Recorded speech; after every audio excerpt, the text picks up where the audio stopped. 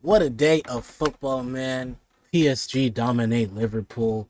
Barcelona just shooting themselves in the foot constantly, time and time again. I don't even know where to start, man. Both 2-0 results for the winners today. Shout out to Atletico Madrid. Shout out to PSG, of course, as you can see in the back.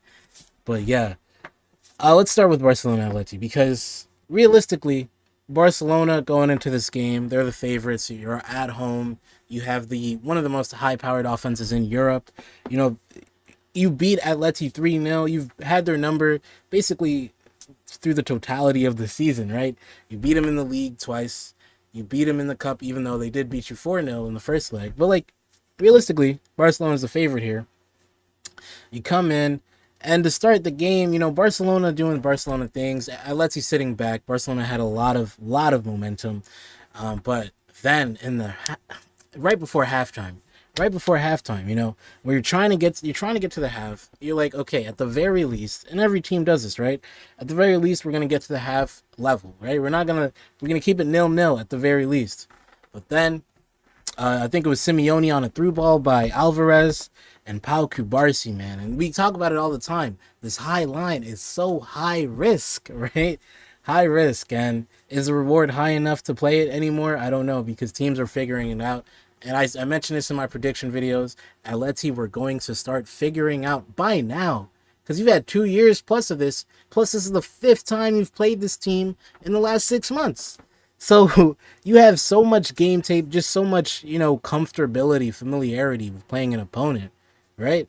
They're starting to figure out, at very least, they might have already figured it out even, but at the very least, they're starting to figure out this high line, right? That's what I was saying. Boom. Simeone runs in behind. Kubarsi's late. He's running, and he clips him on the leg. Red card. Get out of here. And yeah, from there, you're thinking, man, Barca's in big trouble. But it's possible with an offense like this, right? It's possible. They get to the halftime.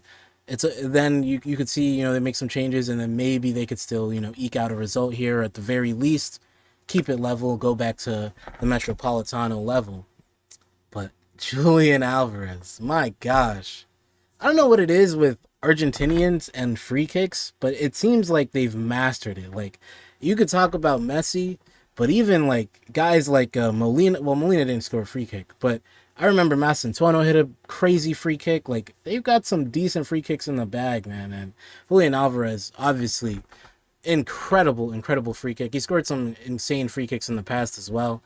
But yeah, this free kick, just the perfect swerve, top right corner. Juan Garcia had no chance whatsoever at saving this. This was perfect, like Declan Rice esque. But from there, you go into halftime, like, man, now this is looking really bad for Barcelona. And if you're Atletico Madrid, this is looking very good. Because prior to this game, Atletico Madrid, they don't win at Camp Nou. I couldn't tell you the last time they won at the Camp Nou because it doesn't happen, right? They constantly go to the Camp Nou and get, at the very least, draws, but like they usually lose and they get slapped up, right? So if it's like for them in the Champions League quarterfinal to go to the Camp Nou and not only score first, but end up winning, incredible. They come back from the half, and even with 10 men, this is Hansi Flick. His philosophy is to attack and be brave, and Barcelona kept being brave. Marcus Rashford had some chances. Fermin Lopez. I want to say Danny Almo. Like, a lot of chances, right? Lamine Yamal was being Lamine Yamal. He had some crazy dribbles. There was a point in the game where he just gets past like a triple team at the edge of the box with ease, and then gets a shot off. I think that shot gets blocked, and he gets another shot off. But like what he's doing, like, we have to respect it, And I think I sometimes am a little bit just put off by some of the, I don't want to say glaze, but some of the, publicity he gets, because I think when you play for teams like Barcelona or Real Madrid, your abilities are great usually, but also when you do something good, it kind of gets amplified, and sometimes it might be over amplified in my opinion, but you have to respect him, man. Only 18, doing, being the main man for Barcelona, doing things that very few players in Europe can do. In terms of beating a triple team, I think I could name maybe two or three other players who could do that, Maybe Kvara, Maybe Due. Maybe I'm a little biased, but no, Kvara could do that. Maybe Ryan Cherky. After that, the list is very short. Like the list probably ends right there, to be honest. But yeah, that's how incredible this guy is. He's just man. Like I'm low key glad Barcelona are as bad as they are, because if you're a fan of any other team in Europe, you should be counting your lucky stars, thanking God that Barcelona are still this bad. Because if Lamine Yamal had a great team, the things Barcelona would do to Europe, I'm not even trying to glaze. Like the things they could do, it would be no, we don't even have to talk about it. But let's get back to the game. I kind of got off track here. Okay, they're still brave, right? And just against the run of play, really, as Barcelona are, you know, dominating the game. Sorloth, out of nowhere, on the cross, he just, it's a weird finish. I don't really know how to call it. It's almost like a sweep, but he's just sweeping at the ball as it's, midair. And he just gets a lucky bounce, gets past Ron Garcia, and now it's down 2-0. And now Barcelona have some work to do going back into the second leg. I don't think it's over, though, okay? I think when you look at Barcelona, this team can score at will. You don't need Pau Kubarsi to score, right? They brought in Araujo in the second half, and I think ever since Araujo's come back from the trip, he's been pretty solid. I think you can rock into the Metropolitano with Araujo and Eric Garcia and whoever else is back there, Cancelo, etc. Right? You can walk into the Metropolitano with that. Oh, Koundé's back there. That's who I was forgetting. But you can walk into Atleti with that and still get a result and get a win, in my opinion. Now, here's the thing with Barcelona. They can score at will, but they need to be able to defend. It's going to be tough because realistically, you're asking for Barcelona in the second leg to score 4 because I don't see it. Like, you and I both do not see them keeping a clean sheet. If they can keep a clean sheet, they only have to score 3. They might even score the first 3, right? But I could still see Atleti getting one and taking it to extra time. Like, this team's got to be able to defend, keep a clean sheet, and if they can do that, I think they're still, in a good position. 3 goals is a lot, but for a team like Barcelona, it's more than possible. It's more than possible. You put 3 goals on Atleti before. I think they put 5 on them not too long ago either. Like was it 5 or 4? But they can put it up. Like, they can rack it up. Excuse me. But this is not the end of the world for Barcelona, okay? I'm going to keep the sneeze in there, I think. But yeah, this is not the end of the world. I think Barcelona still have a shot. It's just about, being smarter. All right, that Kubarsi mistake was just pure stupidity, right? Let him score the goal. You are Barcelona. You let him score a goal, you will score 3 right back on their heads, And unfortunately, they didn't score any, but I think the red card had a little bit to do with that as well. Although Musso was incredible today as well. He might have been my man of the match. You could argue he's the man of the match. I love what Lamine Yamal did today, though. But as far as on Atleti's side, some of the saves he made was incredible. And, the one thing with Musso, he made a lot of great saves today. He's got to keep the ball, like, in his hands. He always stops it and then claims it. You want to make that one motion, one, direct thing, because you spill the ball, Lewandowski, Ferran Torres, all these guys, they'll just poke it in on you eventually. So that's my one flaw on him, but he was actually incredible today. Atleti, Simeone played it perfectly. He rotated at the weekend. He rotated, not like Barcelona rotated too, but he rotated heavily, and he rotated like his most important players. So I think having a fresh Lookman, having a fresh Alvarez today might have helped make a difference. Alvarez was really good today as well for Atleti. But yeah, I think you look at Barcelona and Atleti, this is a big result for Atleti. I can't say with confidence that Atleti have 1 foot in the semifinals, but it's like half a foot, okay? Because 2-goal lead, you're going back. You can score. You can score on this team. You've scored 4 on them, and now you've scored 2 on them. So you can score on this team. You know this team like the back of your hand. This is the 6th time you're gonna face this team. I mean, what else? What else can you do? Like, the recipe could not be more obvious, right? It is all in your favor now. If Simeone does not qualify for this, it's gonna look pretty bad. I think we're gonna have some discussions because it'll be one of those bottles. It really would be one of the greatest bottles we've seen. But yes, this Barcelona team can score at will, but they will also leak goals. You have enough quality. You bought Lookman, you bought Alvarez, you bought Almada, you bought Baena, right? Sorloth. You still have Griezmann in his last run. Atleti can do this, man. And I was saying Atleti had something for Barcelona, and I think, Atleti realistically should do this. They should.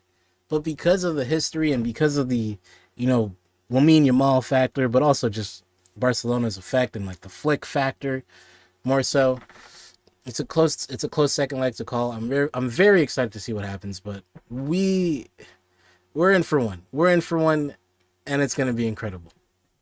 All right, let's take a look at. Oh, I didn't even put up this. Oh, that looks terrible. Oh, there we go. But yeah, let's take a look at the other game today. PSG versus Liverpool. Another 2-0 win. My gosh, man. My gosh, what was I worried about? I don't even know what I was worried about. Because let me pull it back up for you guys, just in case you didn't see it. I didn't point it out. Look at this momentum bar. I've never seen anything like this. I mean, this much? This much is crazy. That's full 100 to 0. Like, it's not even like, I've never seen anything like that. And we didn't score a goal. And that'll be a big point of what I talk about. But, I mean, just take a look at the stats, man. PSG, absolute domination. Liverpool, only 3 shots, but not a single goal, not a single shot on target. And on top of that, 26% possession? I mean, what are we working with here, man? This is rough, man.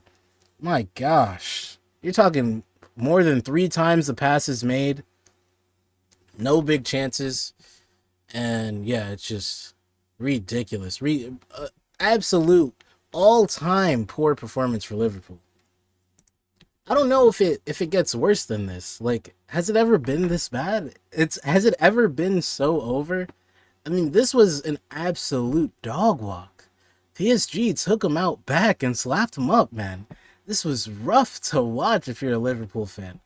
You're just, lucky that the score, the result was respectable. 2-0. Realistically, this should have been 5 or 6-0 PSG. Like, and that's one of the flaws of PSG. I feel like as effective as we are, I don't think we're always the most efficient. It feels like sometimes we need, 8 or 9 big chances to score 2 goals rather than, putting them, with 8 goals. Like, it's just the clinicality, the clinical factor, whatever you want to call it, the efficiency. Sometimes it's inconsistent. But this is still PSG, one of the best teams of this generation. I mean, what we propose to football is just a joy to watch. I gotta tell you, I'm so proud of this team. I'm so proud to be a fan of this team. But yeah, man, this is not much to analyze except Arne Slot and Liverpool got dog walked. I mean, Arne Slot came out with a 5 at the back lineup, which I thought was actually pretty smart. But then 10 minutes later, it's like, okay, you just conceded. You conceded a stupid goal to do which it's not that stupid, but Marmardashvili's a little off his line, but I don't think it's that big a deal. You get a bad deflection, Due gets a shot, and it gets deflected by Gravenberch, loops over Marmardashvili, goal, PSG up 1-0. And yeah, man, I mean, when you just look at the lineup, Liverpool definitely were prepared to sit back today. I mean, the way PSG packed them in, oh my gosh.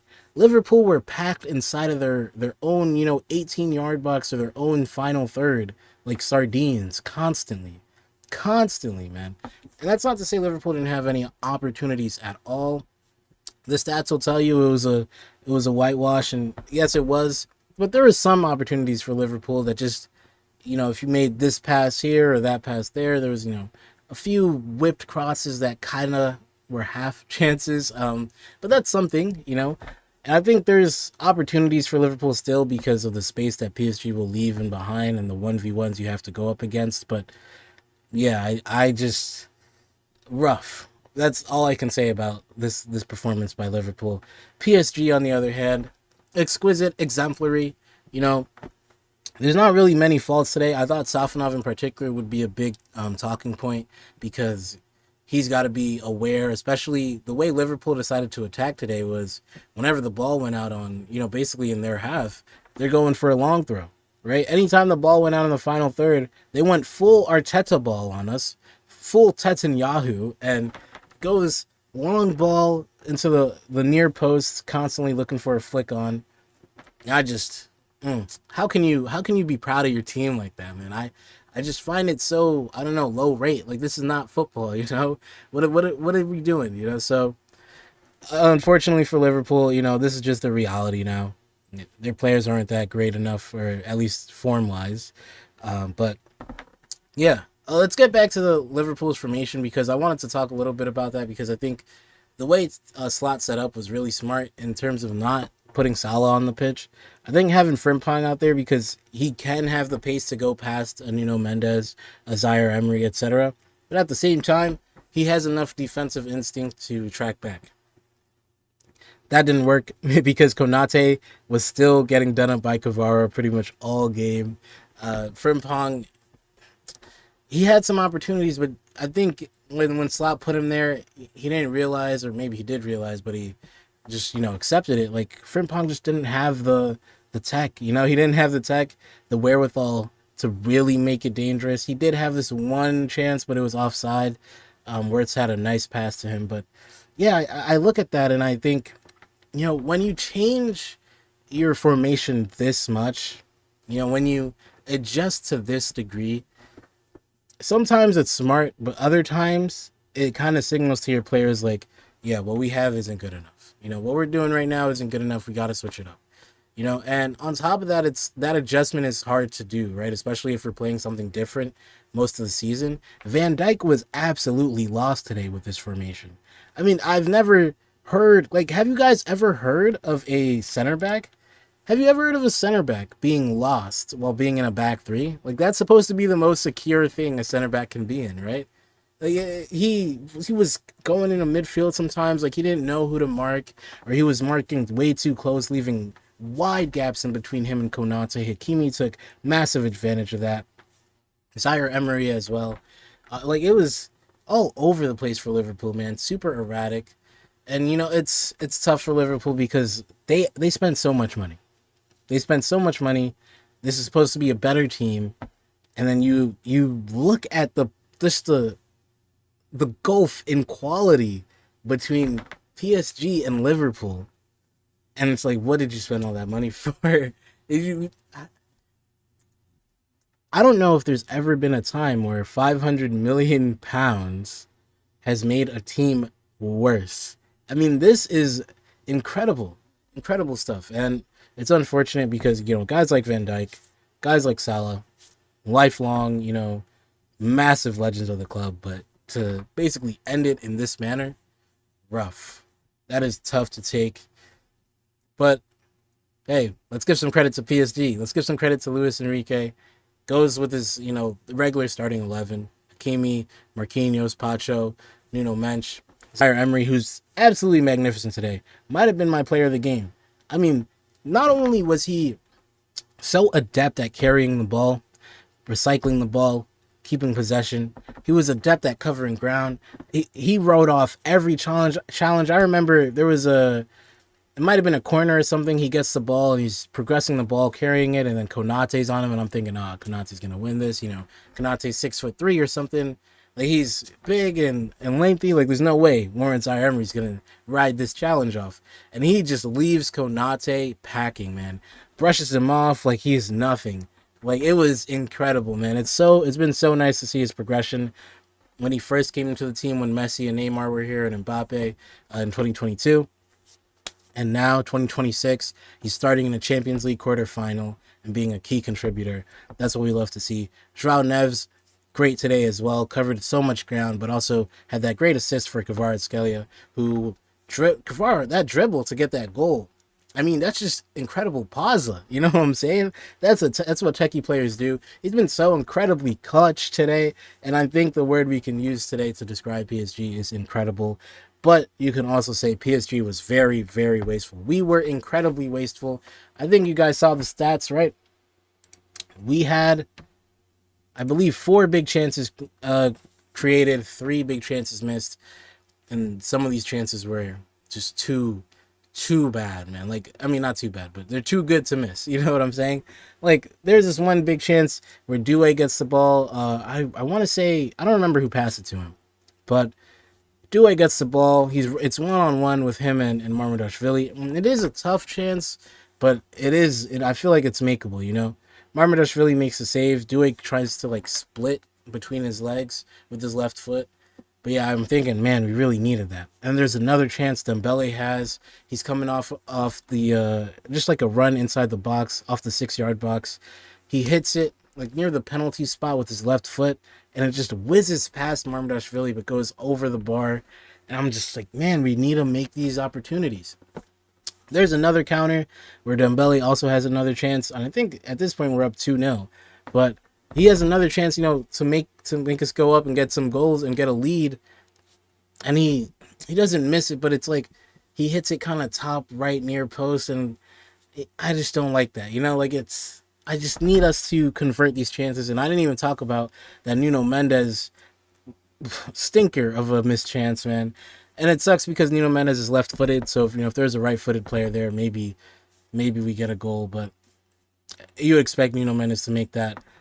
Yeah, Kimi gets on a run. Nuno Mendes gets the ball and he just takes too big of a touch, and just never gets it, goal bound, and yeah, it kind of devolves from there. So I think there's not too much to harp on with PSG today.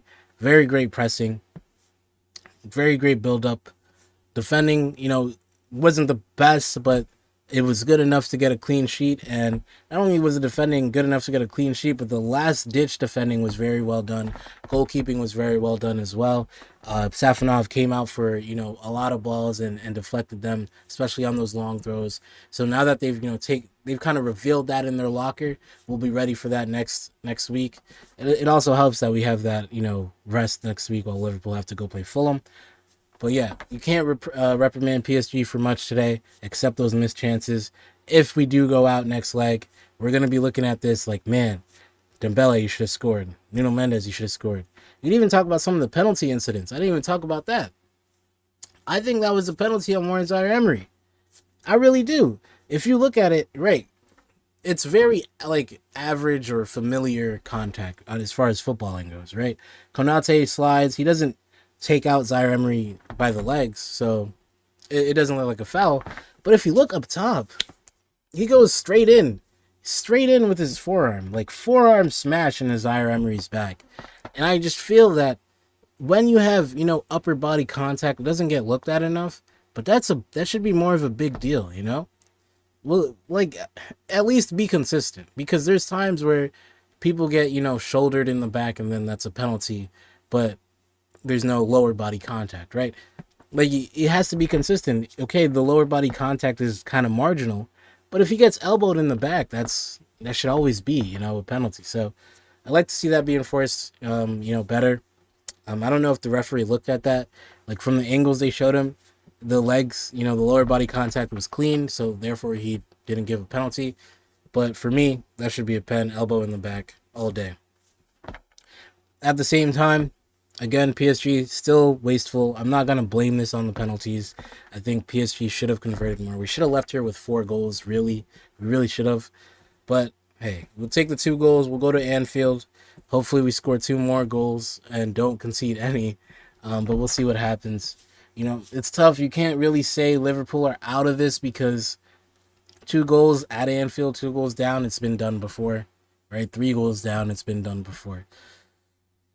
It's going to be tough, but I back my team, but I think we'll see if Arne Slot switches anything. Salah didn't play today. Isak and Gakpo got some limited minutes. I don't know if they're going to change. Isak might change. I think when you look at, especially a matchup today that kind of worried me, was Marquinhos versus Ekitike. Marquinhos won that today, but just barely. It was kind of close. Ekitike could pull some things off there, At Anfield, those little, moments, those little battles could go Ekitike's way, and that could change the entire game. We'll see what happens. Hopefully PSG doesn't collapse. I really like 2-0 should be enough, but it's also the most dangerous score in football, they say, right? So it's tough to be like, yes, PSG are going through, it's over. But PSG, you could argue, have one foot in the semifinals. I'm not opposed to agree with that. But yeah, man, what a wonderful, wonderful week of UCL footy, man. And yeah, I'm very excited to see what happens. I think Barcelona might have something in store for the Metropolitano. Hopefully, Liverpool have nothing in store at Anfield, but I think there's a chance. You never know. You know, Safanov could have a stinker. Someone could get a red card. Things like that. I hate to say it, but it's true. These things happen, right? So hopefully none of that for PSG, but anything can happen. I think Liverpool, as much as they were dominating today, there's still some moments where they found some brief success or brief joy. If they can get to those positions, you know, more often, at least maybe 2 times more often, they've got a chance at Anfield. But we'll see what happens. And yeah, without further ado, thank you guys so much for watching. It's been your boy, Ollie Footy, and we out.